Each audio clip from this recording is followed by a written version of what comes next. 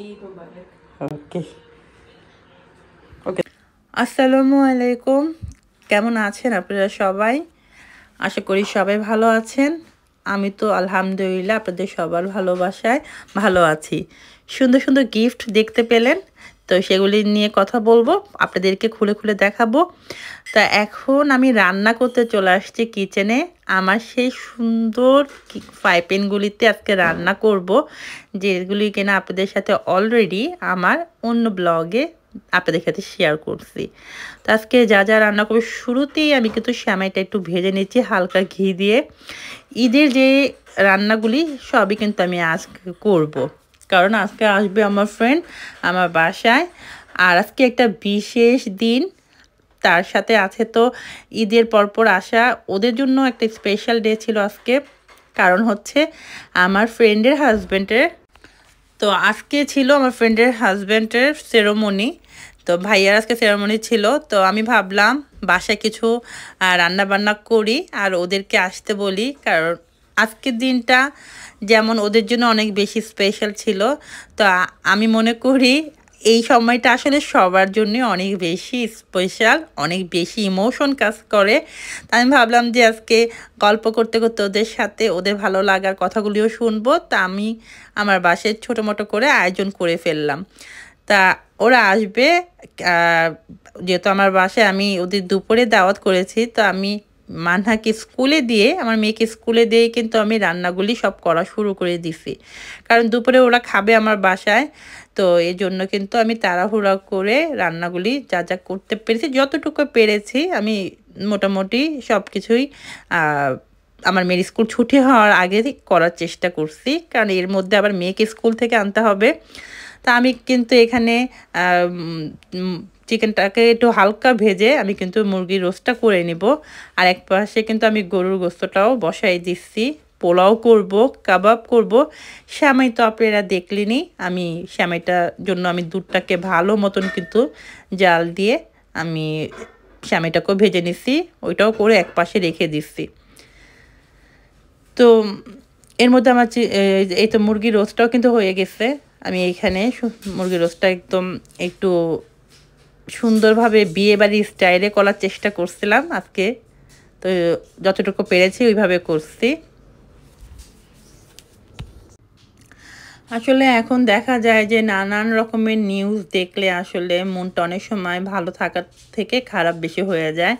তো ফেসবুকটা ওপেন করলে এই সে এত কিছু নিউজ দেখতে হয়, তো সব খারাপ খারাপ নিউজগুলো যখন দেখি অনেক সময় দেখা যায় যে মনটা খারাপ হয়ে যায়। যে প্লেনের একটা যেই দুর্ঘটনাটা আমরা সবাই দেখলাম, সবাই যা আমরা ইতিমধ্যে যেটা সবারই জানা। তো এইসব নিউজ দেখলে আসলে প্লেন দুর্ঘটনার নিউজটা দেখার পরে মনের মধ্যে অনেক বেশি খারাপ লাগতেছিল। যাই হোক, আজকে একটু কষ্ট হলো, যেহেতু আমার ফ্রেন্ডের হাজব্যান্ডের আজকে সেরেমনি ছিল। ওদের যেহেতু আজকে মনটা অনেক অনেক বেশি আনন্দের, তো আজকের দিনে কোনো রকমের কষ্টের কথা না বলে একটু ওদের খুশিতে আমি নিজেও ওদের সাথে ওই একই রকম খুশি অনুভূতি করা, মানে ফিল করার চেষ্টা করতেছি। আর এর জন্যই আমার বাসায় ছোটো মোটো করে আজকে আয়োজন করা। তো আমি মাছটাকেও ভালো মতন ভেজে নিয়েছি।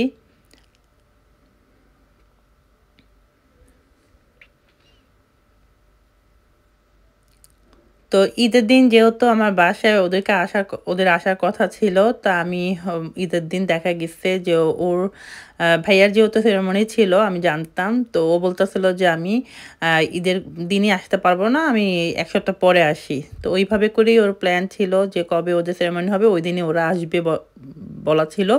তো আমি ঠিক ওইভাবে করেই সব কিছু কিন্তু আজ করলাম।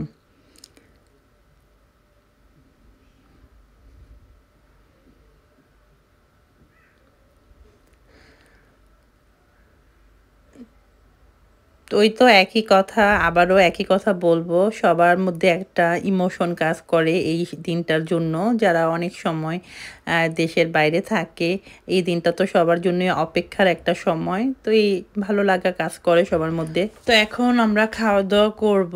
তো সব কিছু কিন্তু আমি এখন রেডি করে কিন্তু আমি সব টেবিলে দিয়ে দিলাম। এখন সবাই খাওয়া দাওয়া করব।